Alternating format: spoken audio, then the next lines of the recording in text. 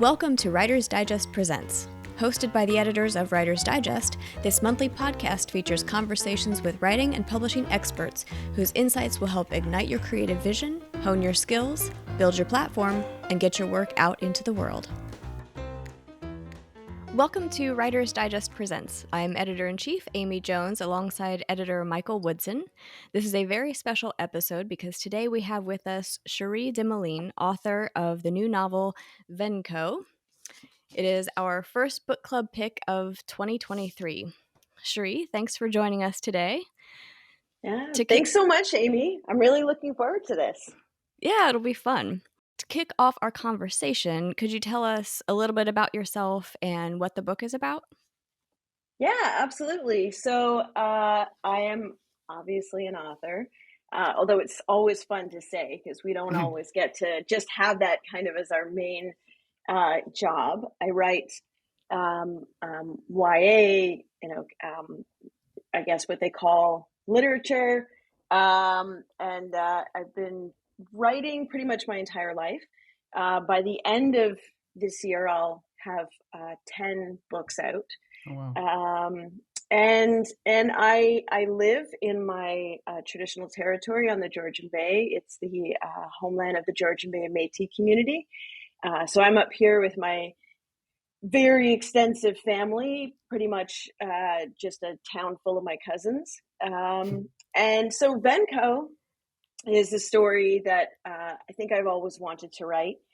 It is a witch story, but I think more importantly, it's the story of Lucky St. James, who is stuck and frustrated, and life just isn't going the way it's supposed to be, and it's kind of this domino effect, one thing and then the next, and then one day, in the midst of this downward trend, she finds strangely a little silver spoon, and it's found in a hidden tunnel in her basement in a sort of a triplex that she lives in with her grandmother.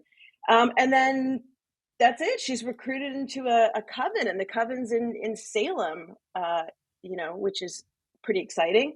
And then the world is just different. There are other groups out there. She's starting to notice, the book clubs and neighborhood watch groups are not what she thought they were. And, the coven has a mission. They need to pull together a circle of 7 witches to change the world. But Lucky is only the 6th. So there's a clock. There's days left on the clock until this sort of spell to pull them all together to do their work wears out. So she is sent out, brand new, no idea witches existed, and now she's sent out to find the final witch. But like all good heroes, there is something very evil, very old, and also pretty hot that begins to hunt her as she sets out on this cross-country road trip to find this final witch. It's a fantastic story. I love the idea of the spoons bringing them all together, the witches of this coven. You mentioned that this is the book that you have wanted to write for years. So what was the spark that led you to actually start working on it? Yeah. So, it was a combination of a few things. I think, if I'm going to be honest, and I'm sure you hear this a lot these days, it was the entire world shutting down from the pandemic that really pushed me to write it. And I think that's because, I know it's because for myself and for so many other people, there was this feeling of disconnection. It's hard to be a community person when you're not allowed to be with your community. And so I was, like all of us, online and listening and reading. And there was this general sense of disconnection, this general sense of sort of floating. It was a bit aimless in that time. I mean, people were just trying to survive, obviously, and push forward. And I just thought there seems to be like a kind of amnesia that we forget that we're already so attached, that we have the potential to be rooted, that we're already connected to our land, that we already have access to sort of, our belief systems, our gods, or what have you. We don't need to be in a specific building. We don't need to talk Mhm. to a specific man to sort of connect that call. And so I really wanted to talk about connection, and I wanted to talk about, being together and the power of that, the sort of holy joy of what happens when we not only stand with each other, but support one another.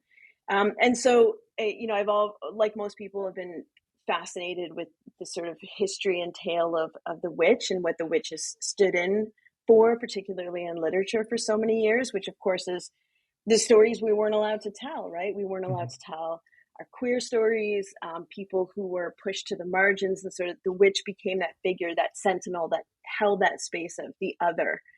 And so I thought, yeah, this is time. Plus, who doesn't want to write a grown ass Narnia? So this book has so many great characters, and they have such different personalities and age ranges and life experiences. And I love that you brought all of them together. What was your process for creating those different characters, and did any one of them come to you first? Oh, that's great. Yeah. Um, uh, Basically, it was just me saying, okay, what is it that I want to take on in this book? What is the story? What is the change that we need? Well, I started to look at, very casually, sort of the entire history of the patriarchy and capitalism and colonization, and how those three things are connected and hold one another up. And so I thought about, okay, capitalism was an experiment that was done after the feudal system fell, and there was a big resistance, and so capitalism was the response to the resistance of the people. And I thought, okay, it's an experiment. Very obviously, it's not a successful experiment. We are careening towards an end. So if those are the stakes, right, the very end of the world as we know it, which is, we are firmly in the middle of that, um, who would be the people to change that? Who would we need at the table? Because obviously, who's at the table now are not doing a great job. So if we could move those, sort of men away from the table, who would we need to bring together to start to move towards a solution, to come up with alternatives so that we can all be there in the future? And that's where the witches came from. It was just about, Mm. okay, obviously, if this is in North America, and it is, and I'm very fascinated with North American belief systems and sort of folk magic. There would have to be indigenous witches, because you want the original architects of and caretakers of the land to be there in order to have, any true understanding of the history of the land and the contemporary issues. There had to be age ranges, because experience counts and there's different perspectives, and it sort of it grew from there. And I think, in terms of characters, Lucky, our protagonist, was a character that had already existed for me. I'd put her in non-witch form in a few short stories, but I could never find the home for her. She was Mm. a character I wanted to write because she was beautifully broken and had Mm. the strength to bear, humiliation. That Mm. she, while she's sort of figuring things out, and it might stay for a bit, she was always able to push away shame.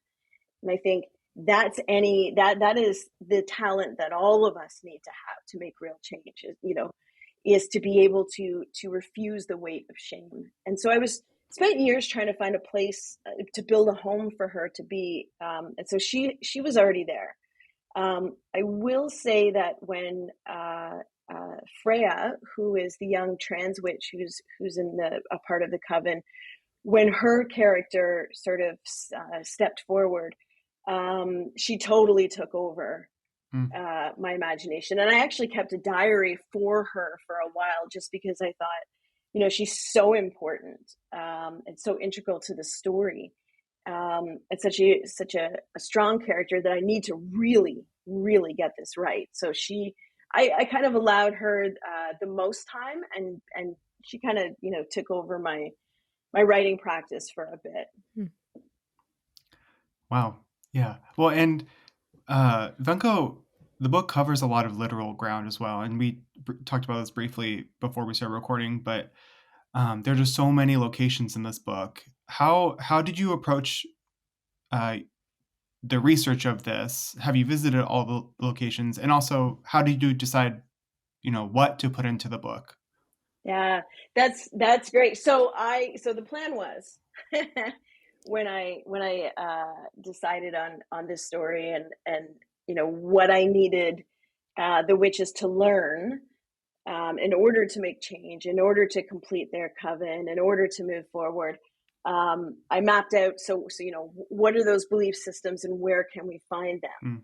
Mm. Because there's so many belief systems in North America. And so, I was researching things like the fairy tradition, Gardenian Wicca, uh, the Order of the Golden Dawn, Hoodoo, Voodoo, Pennsylvania powwow, Appalachian belief systems, just everything. And so it was about thinking of the pieces that needed to come together in the puzzle, mapping it out to where those traditions are from, because I think it's incredibly important to honor those systems as they've been and not turn this into some sort of, I don't know, new age potpourri. That's not what this is about. Mm. So they're, you know, very hard won communities who have worked hard to hold on to their beliefs, and so then putting that into sort of a road trip. And so once that was mapped out, the plan was, Michael, to go on a road trip. And then, of course, the entire world shut down, and I'm in Canada. So I couldn't even get there if I wanted to. Yeah. And, of course, I didn't want to because you're just supposed to stay in your house with your pets and spoil them and eat too much. And so I was busy doing that. But so I didn't get to go, but I have been to all of these places. My parents were big believers in like, hey, kids, let's get in the Ford Fairmount and go on a road trip. And this is going to be a vacation. Don't worry about it, Cherie. We know you get road sick, but there's we have lots of gravel. It'll be great. See the countryside hanging your head out a window. And so I did. So I spent my youth on road trips, and actually once I outgrew the vomiting everywhere, I came to really love them, and because I love going into places and trying to meet people and go to the local bar and go to the library. Like, I'm a nerd, so I'm going to Yeah. say library, right? Yep. It's got to be there. Right audience. Yes, Yeah. perfect. Visit the bookstores, go to the library, Yep. sit outside and have a coffee and read a book like you're not on vacation, but you are, and it's great, and you love it, and you don't care.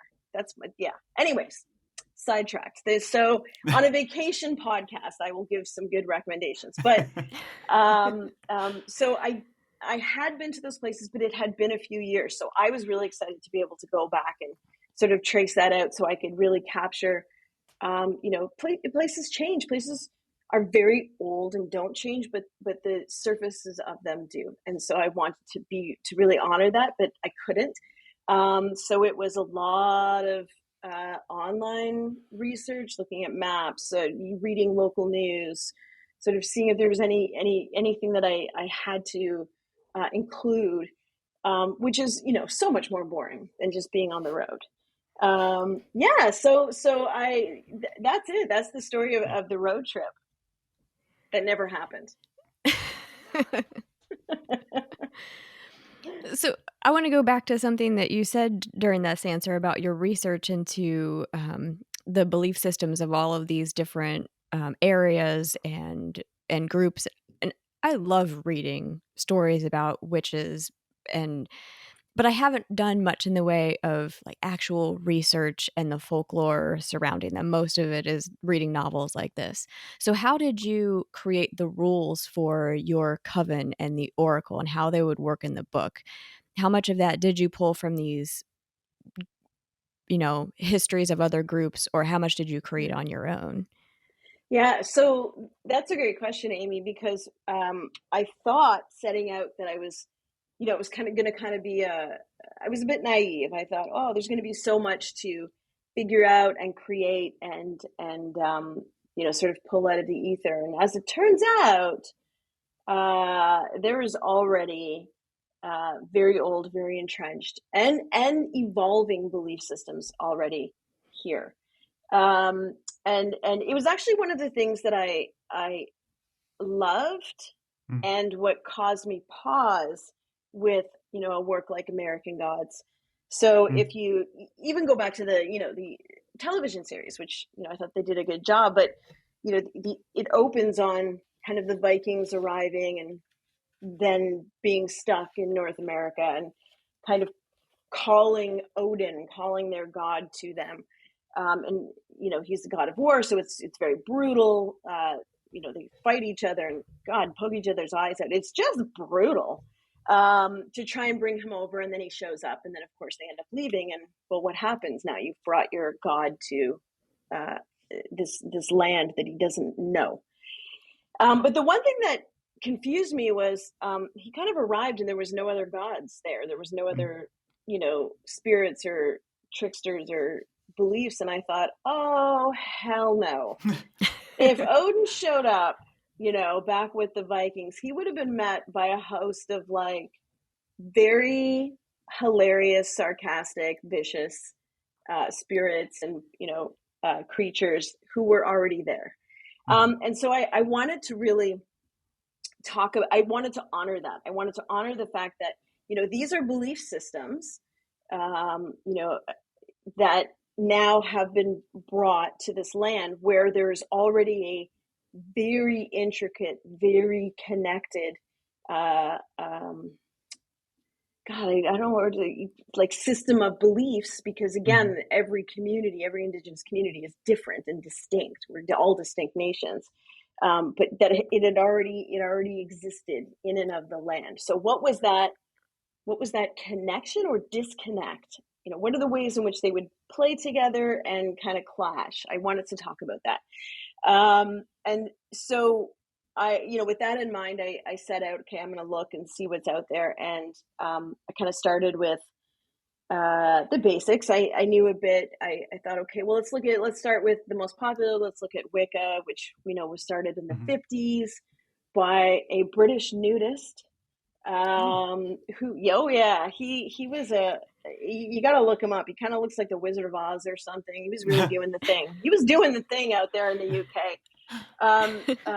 So he was, that's Gardinian Wicca and where it came from. So he was kind of this traveler, and so he was borrowing bits and pieces from all over on his travels. And I thought, well, I want to know what those beliefs are. What are the original teachings? And so it wound backwards from there. And then I wanted to specifically track the belief systems that ended up in North America. So Pennsylvania powwow was one that was really interesting to me, mostly I think because it's called powwow and it has nothing to do with indigenous people, friends.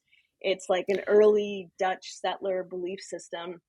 And then even, I mean, I did not get to Salem until the very end. There was so much else out there, but I wanted to keep Salem as a touch point, because people already have so many complicated feelings and understandings, which, a lot of them are erroneous because of the material that we've been given.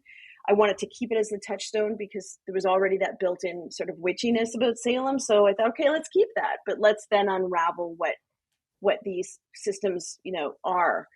And it was really interesting because, it's one of those things where, okay, so I would get a book on botanical curses because that's what you do. And don't worry about anyone checking your browser history. And then, it would come up with, okay, well, here's this, in the Victorian era, there was this plant that they used to put out when they were serving tea. And so the, Victorians, who in my head are very kind of stuffy people, they would put their tea underneath and you would tap the plant and the pollen would fall, and then they would literally trip balls. So they would have these Victorian tea parties where they were basically had dosed themselves with hallucinogenics, and it became a part of this. This is how they gathered, and they were Wow. having a proper tea party. You know, so it kept going, and so I you know, there would be references to other books, and so I would grab those books.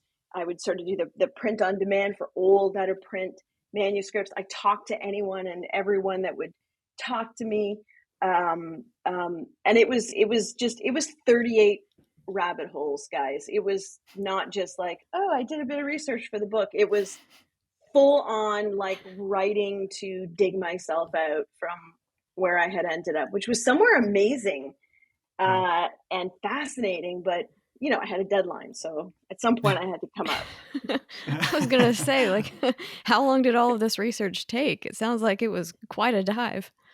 It was quite a dive. It took about a year, which is very Oh. long. Which is very long for me. I'm one of those disorganized writers. I don't recommend this, kids, but you know, I fall in love with a character or an idea, and then I'm like in a fever dream until it all sort of lays out.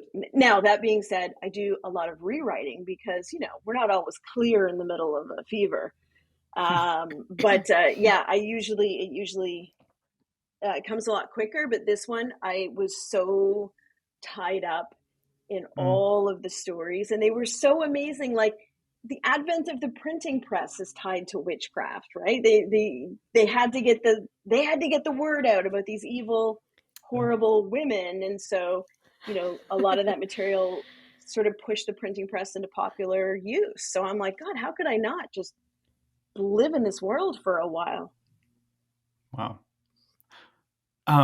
Something that I loved about VenCo was the way it honored the tradition of oral storytelling with Mm, all of the stories of how the different witches came into possession of the spoons and their personal powers. And Freya, in particular, story, like coming into herself, was just like a highlight for me of the book, mm, which I also think is a great way to offer readers like necessary information without it feeling like info dumping. yeah. As you were drafting, how did you approach doing this? How did you approach giving the readers the backstory they need without it being info dumping? Yeah, I that's a great question, and it's something, you know, as I'm working on the adaptation Oh, for TV. oh no way. Um, yeah, yeah. So That's it's cool. VenCo's been optioned by AMC, Oh and my so gosh. I'm currently working on I'm actually writing the pilot. I look like this. This is a podcast, so you can't really see me, but it's a mess, friends. I look like this because I was up all night writing because I write at night. But that's what I was writing was working on the pilot. Um, um, so it's something that I'm having to consider again because in the Yeah. book, when I'm writing a book, I feel very comfortable in that space, and I always defer to the characters. It's something that features in I think most of my work where I need to get information across. I hand it over to the characters. So Mm, so for example, in my community, we introduce ourselves. We introduce ourselves by who we are at that moment because we are, you know, changing, evolving yeah. people. Nothing's sort of stagnant, and so you don't tell people who they are. You offer them the space for them to be able to come into it and tell you, you know, what's important to them, how they identify, who they belong to, all of those things in that space. And I thought it's such a beautiful way. It's, you know, if we're really listening, people tell us who they are um, all the time. And I think we just need to be better listeners in a lot of Mm, cases. But so I hand that over to the characters. It was something in one of my earlier works, The Marrow Thieves. I called them coming to stories, where, you know, it's this post-apocalyptic world, and you know, we know writing those kinds of stories, there's so much background you have to get in, and you don't want to do the info dump. You don't want to mm, be the guy who's like, here's this great story. Now let's pause for 23 pages so I can explain how we get here.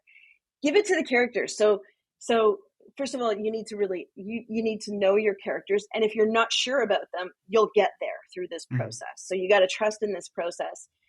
Make sure that they have their voice, and then allow them to tell you from their point of view. And if you write it from their point of view, it's going to be different. It's going to be nuanced. It's going to be colored by their experience and their perspective, which is interesting, which is how we learn from other people anyway, Mhm. outside of books.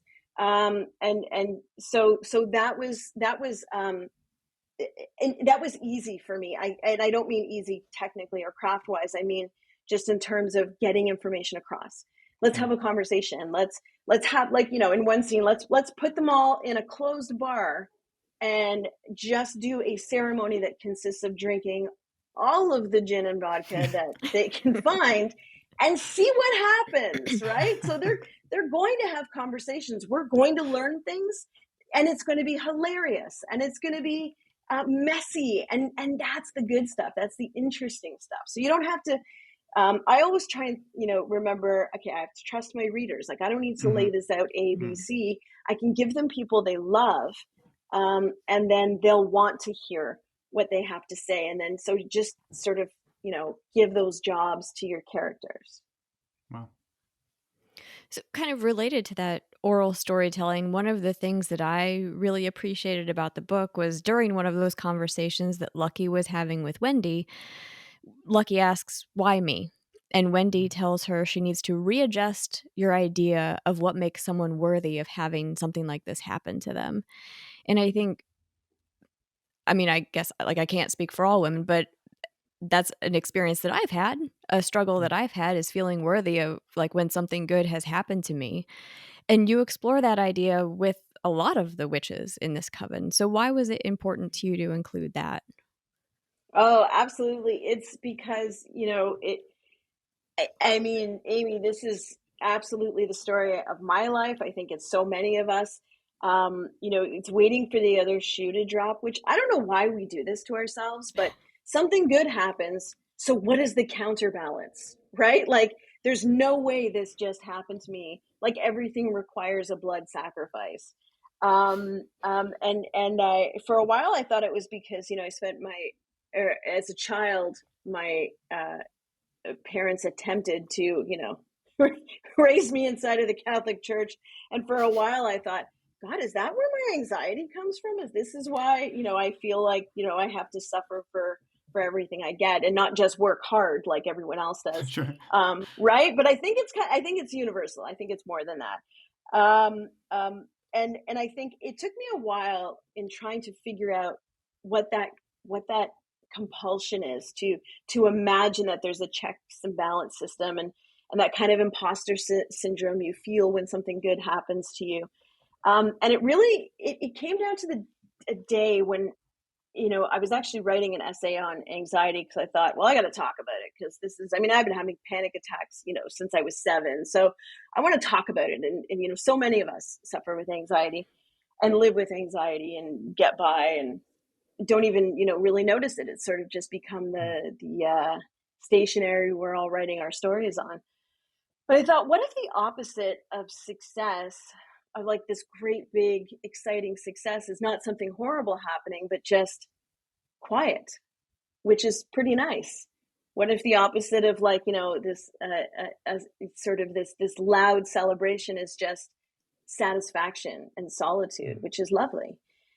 So sort of reframing the parameters. And so I wanted to hand that back, to these witches who, the way that they come into the coven is not about grabbing some outside magic. It's about the moment when they realize that they have some sort of capacity to be themselves. And so the Mm. power of them, of course, and it seems simple to say it, but when you're trying to live it, it's pretty nuanced and complicated. But the understanding that you can live your to your fullest idea, not potential, but your own idea of what success is, and that's different for everyone.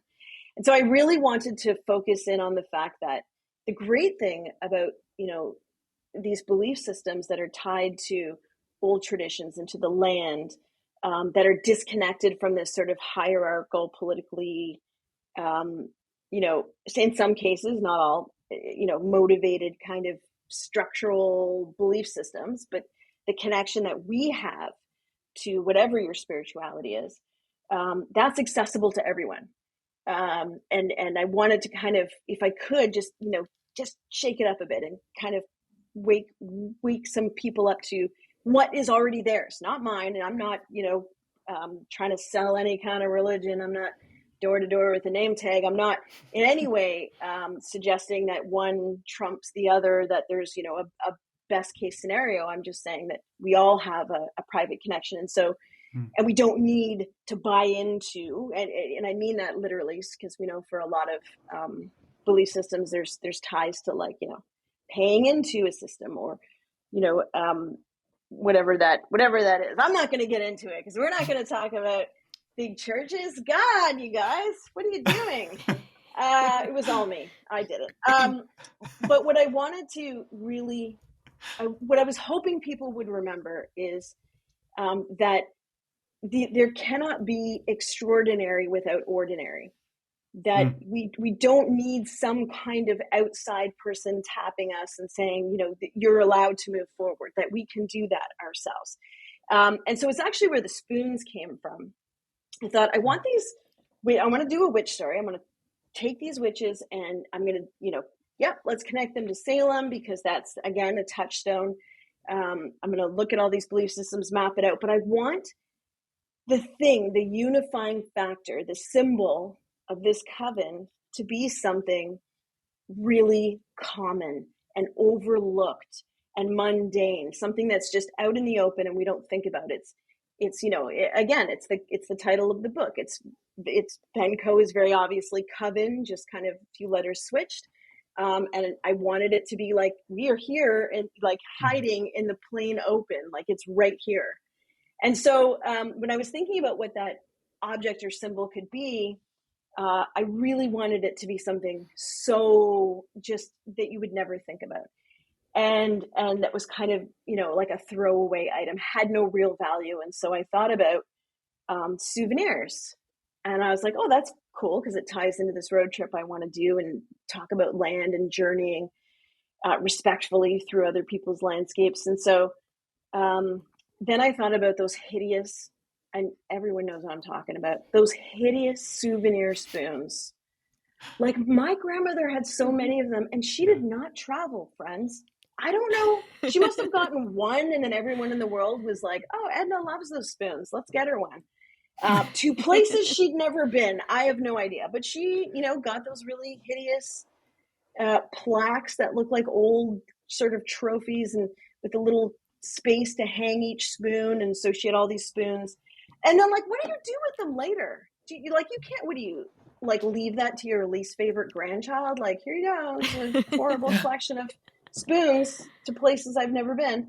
But anyway, that seemed perfect to me. I was like, that's perfect, because it's, it can talk about the sort of rebellion against sort of the domestic servitude of, like, where the brooms come in. So let's talk about, the spoon sort of being an implement of quote unquote women's work in the kitchen, but also that it's a part of this throwaway culture. It's a souvenir. It's something we don't think about, because I really want people to imagine that magic lives and comes from the mundane, right? The everyday things that we do.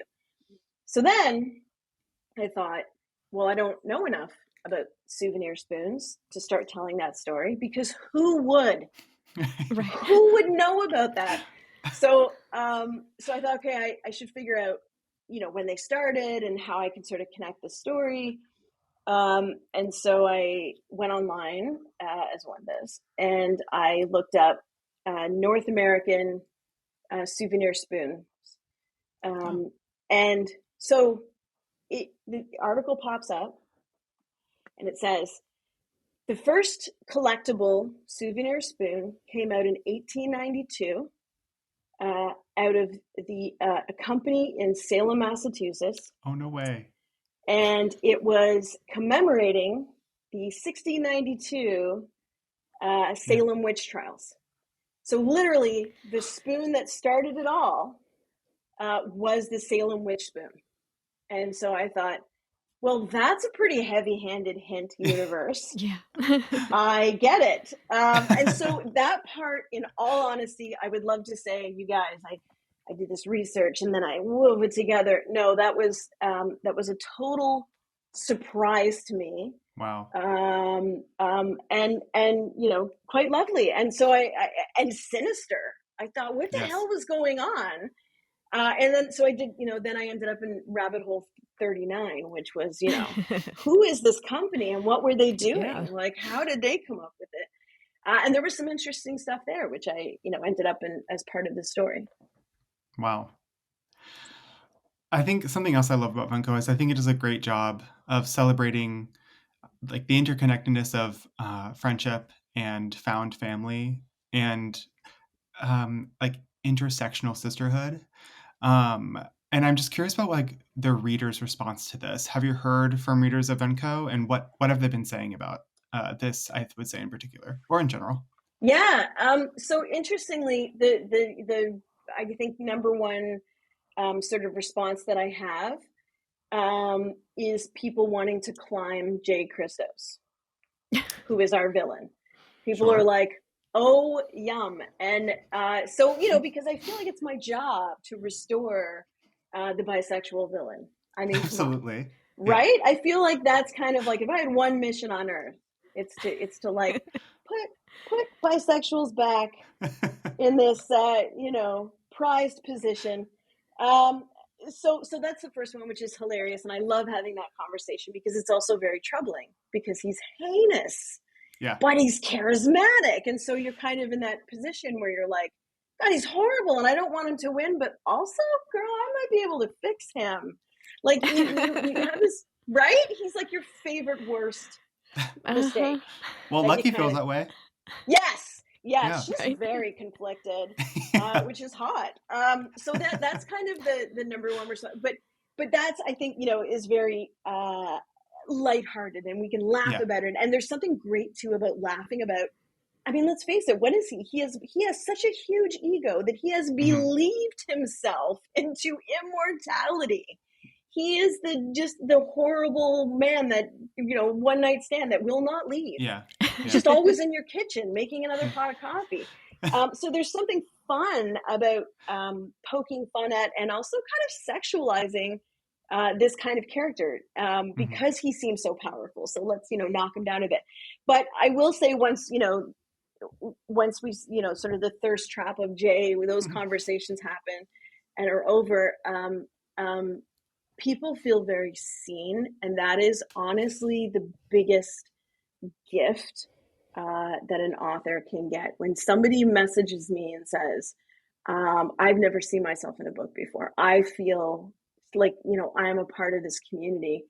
I honestly, I mean, it sounds cheesy, but right, it's the best thing you could hear. It's that you have successfully created a world where people can see themselves existing. And for so many communities, that's not always the case, right? I'm sorry, you guys, I'm up in Canada's not great, but there's some legislation going on right now that makes me terrified for some communities in the United States. And so if for a moment, in a really superficial way, I can create a story where there's a landscape where your identity is vital. Not, oh, I'm going to add you in. Here's your, guest room. No, your knowledge in your community has helped me build this world from the ground up. You are part of the blueprints. There is no added on for you. You are the absolute heart of this home. And so if I can for a moment create that space and people tell me that they went into the house and they had a beautiful meal or they danced or they cried or they remembered things or they're moving forward, that is honestly the best I could ever hope for. I really appreciated that about the story. The how seen some of the characters were able to feel in that coven. You did mention Jay Christos, and that was literally going to be my next question. Was he sounds like a really Yes. fun villain to write? I mean, I don't know, for some reason, the way I read books, I don't often picture real people in as characters, but I couldn't get Alexander Skarsgård out of my head with Jay Christos. Oh, wow. Oh, I thought that was like, I don't know. From your lips to his agent's ears. To AMC's ears, yeah. Yes. So, like, I guess you kind of touched on this, but what was it like to write such a I mean, he was an evil person, but such a fun Yeah. villain for a story Yeah. like this? It was great. So I love writing a good villain. I really do. And sometimes I overwrite them. Like I've had comments back like, "Hey, is there anything you want to tell me? Because you are spending a lot of time in this novel or on this script on this very problematic person." And yes, what I want to tell people is let's humanize like that, because then you can take it down. So the thing Mhm. with Jay is he obviously is holding a lot. He's representing a lot. And so in that way, he could be a flat character. He could be very stereotypical. He could be really, uninteresting because he's just there kind of holding space. But then I think it's too easy to be dismissive. Then it's too easy to say, well, this is a caricature, and to not really think about what it is that he's bringing forward and why it's been so successful. So he is obviously, holding that space for, again, colonization, patriarchy, and capitalism, all of which are connected and need to be in place to exist. So I didn't want him to be I didn't want him to be easily dismissed. Oh well, he's the bad guy, so this is how it is. Let's focus up on the sort of the battle to come. I wanted him to be nuanced and interesting, and I wanted you to feel conflicted about him because Mm-hmm. that's how this world is, right? We're not all the time being like, oh, tear it down. This is, I mean, maybe we are, I don't know. But personally, every now and then I find myself in, a store that is like a name brand, and I'm like, that shouldn't be here. This is capitalism, but that purse is adorable and it makes me happy. Right? It's very complicated. And so I wanted to take the shame out of that, of the fact that there are things that we enjoy Mm-hmm. in the world as it is. And it's like, and it felt like one of those things like, okay, I'm just going to say it. Everybody watches porn in some way, you guys. We are all guilty. I don't even think it's guilt. That's a part of our world, but nobody talks about it, right? We don't talk about it. And so it exists kind of in the shadows, and it's this like other layer of life. The capitalism is horrible. We can yell around about it and want to tear it down and move forward in different ways, but also purses are great, right? Like I have like 18 pairs of running shoes. Nobody's running that much. I don't run, friends, but they're cute. Like there are things but we're not supposed to talk about it, right? Because we like, no, Mm-hmm. we need to tear it down. So I'm like, no, let's take all those complicated feelings, the fact that we are attracted to certain things and that it is woven itself into our lives, and it feels hard to try and do that separation a lot of the times. I mean, if someone offers me, if there's like a open seat in first class and I get bumped up, like I'm not going to say no. Sure. That's elitist. I'm going to be like, can I have a warm cookie, please? Right? Like you're going to enjoy Oh, that yeah. moment. And so like let's talk about that temptation, that enjoyment of those things while also trying to change things. That's what Jay represents. He's Mm. charismatic as hell because capitalism is charismatic as hell, right? So I Wow. wanted people to feel conflicted about it. Like, oh, I'm attracted to him. God, I hope he takes his clothes off in this scene. Holy hell, he's terrible. He needs to be Yeah. dealt with and go away, right? Yeah. So he had to sort of walk that line of embodying all of those things. And the great thing about when you're writing a villain is, it's such a guilty pleasure. Like if you create the right villain, you love him and hate him while you're writing him, but it's compulsive. You want to write that character because he needs to, or they could not he they need to believe that what they're doing is right. I think for me that's the key. I had to really imagine Jay as a character who, so in the book he is the last Benedate, the good walker. They are real. It was an agrarian cult from the 15th and 16th century, and it was made up of these men who, hold on to your hats, did things like left their bodies at night and rode magical beasts into forests and fields over fields to do battle with other creatures who were witches. and then they would go back into their bodies, and you could call on them for cures. But they were not, and I repeat, they were not witches, because hey, they were dudes. So they were. So Sure. there's only 2 times in history that a Benedate was brought in that I could find on the record, and I did check the record for the Inquisition. There was only 2 times that Benedate men were brought in to talk about the fact that, hey, y'all are doing some witchy things, and they're like, yeah, but we're not witches because dudes. And so he is one of those original. Then over time they started to get lumped in with witches, and so then they became even more wrathful of them. So they started hunting witches, because how dare you call me the thing that I very clearly am claiming to be, but I'm not. And so, Jay's one of them, but he, God, I completely lost the thread because I just got fascinated writing his character. Oh, I get it. Sorry, I'm back. He needed to believe fully that what he was doing was righteous. So it wasn't just that, I didn't want to give him a dialogue of like, this is how things are, and that's why. No, I wanted to spend time with him where we understood that is, as much as we hated him and how heinous his acts and attitudes were to us as rational people, to Jay, that was his logic. That was his passion. That he really truly believed that what he was doing was noble.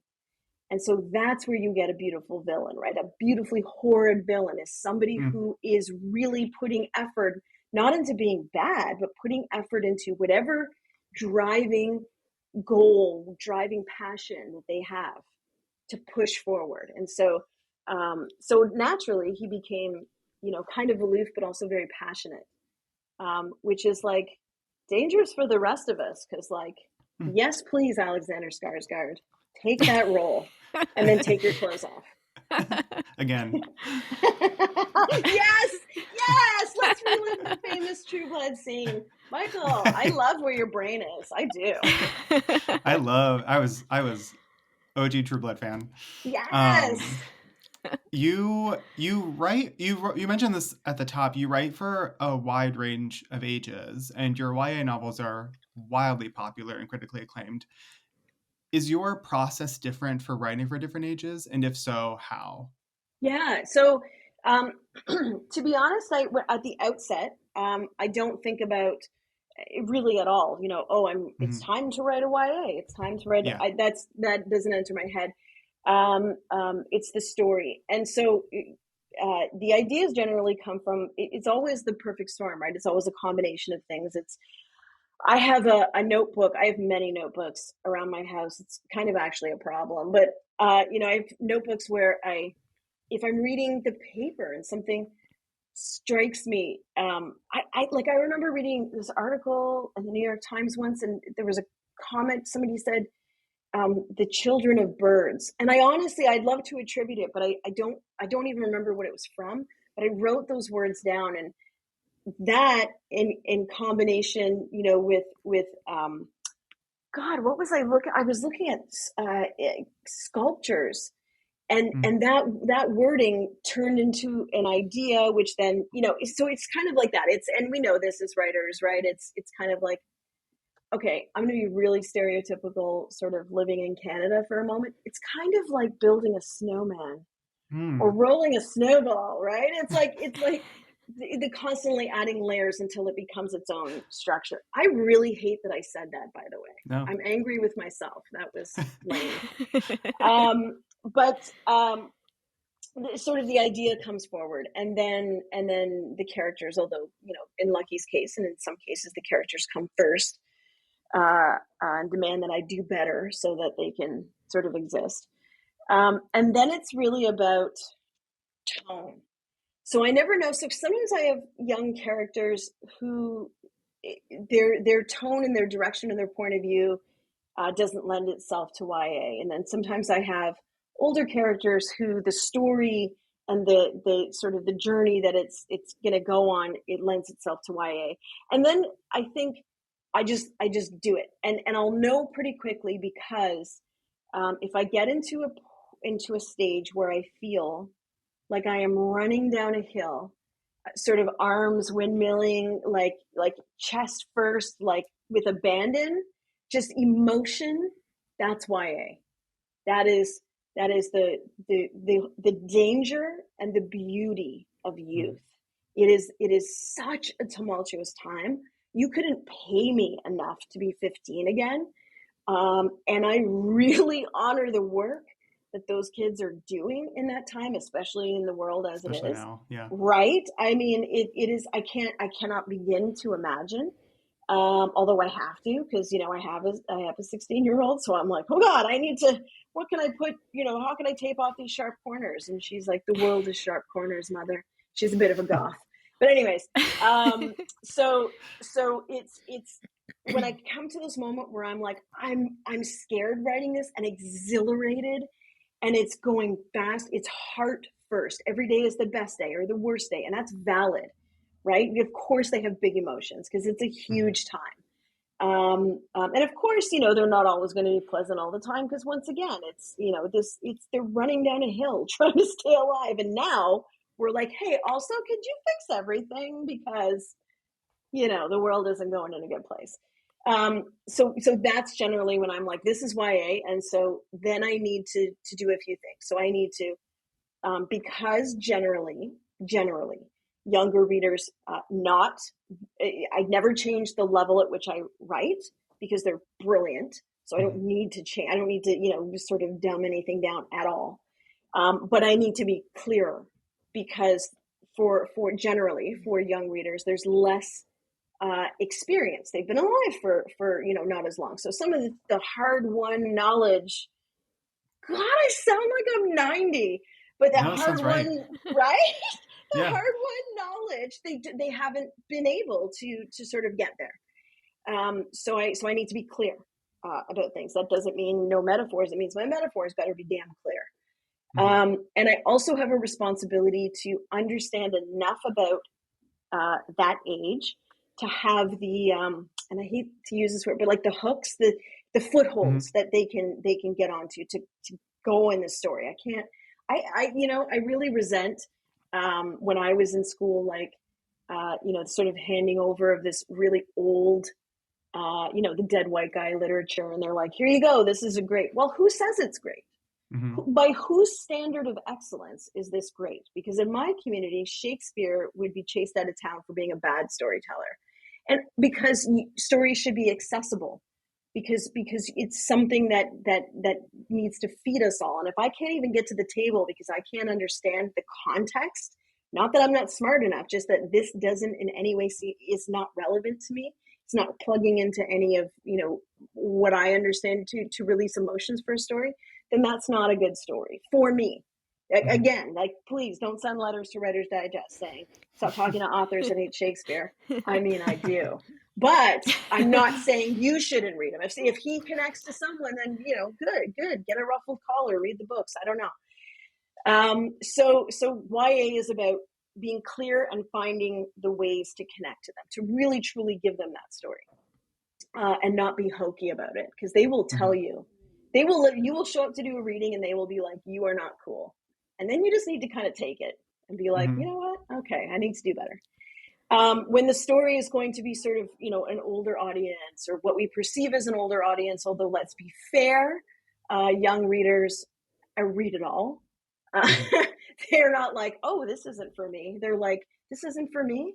Give me two. So I feel there's almost, it's not more freeing. Well, maybe it is because it's terrifying writing YA, and it should be, because it's a very fraught time. I think when it's, sort of literature that I'm like, okay, I don't need to, I don't need to really think about, I can be sarcastic. I can be, I can have a very slanted point of view without explaining this is just one opinion. There are other opinions. I can just, be horrible. Also, let's be honest, a lot of publishers might think that sexual content, there should not be that much of it in YA. So once in a while, I'm like, oh yeah, I'm going to write this adult book. I'm going to write the hell out of it.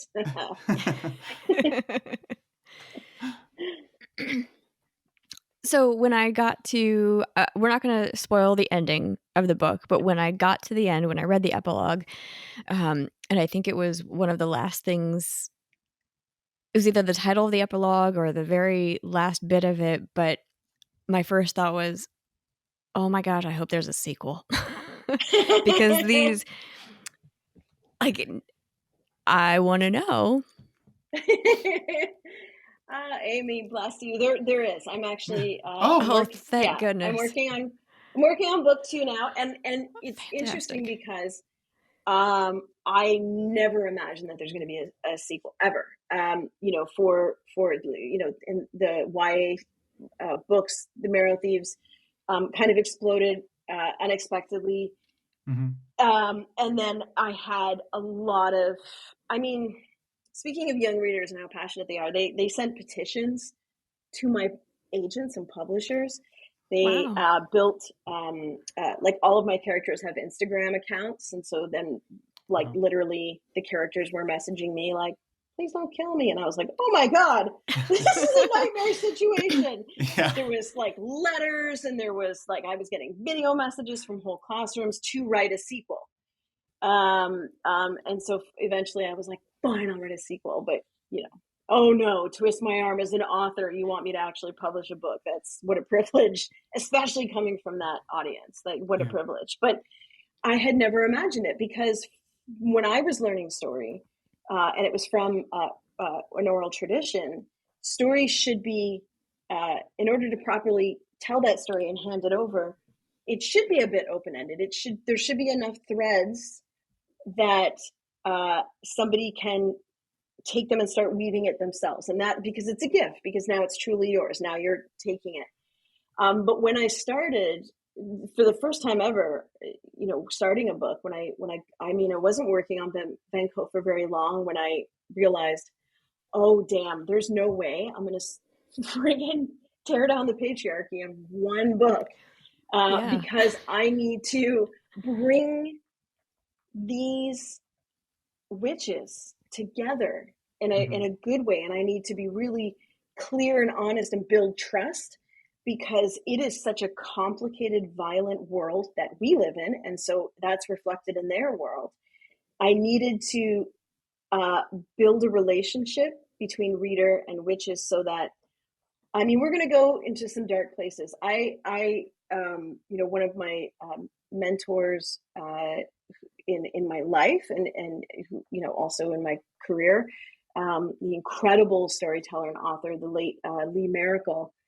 I spent a lot of time with her, and she said it's our job as storytellers, to walk our readers into the shadows, because that's where, especially for Indigenous storytellers, where so much of our stories have been left in the Mhm. shadows, sort of tucked away. So it's our job to take people into the shadows, but we always need to provide. If you cannot provide a door for them to leave, there needs to at least be windows, because you need to provide light.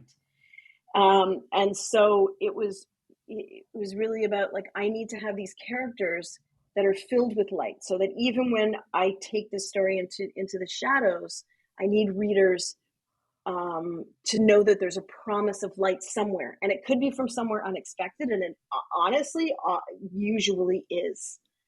But you can't do that. You can't have that access to something brilliant without the darkness, and without having characters that you trust to take you on this journey. So this book was about building that relationship, about celebrating the absolute joy of chosen family, and then inviting readers into that family, setting out the world, having a lot of, there's adventures in the book. There's a literal, Hmm.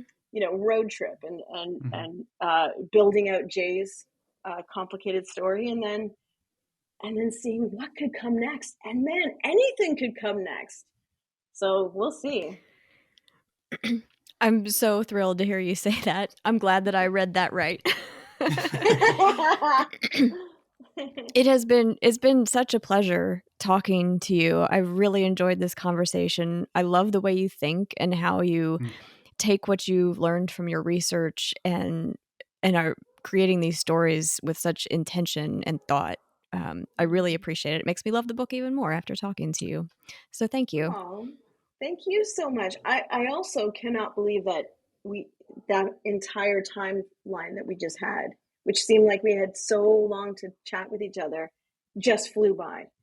Yeah, So I really appreciate it. This was a beautiful conversation.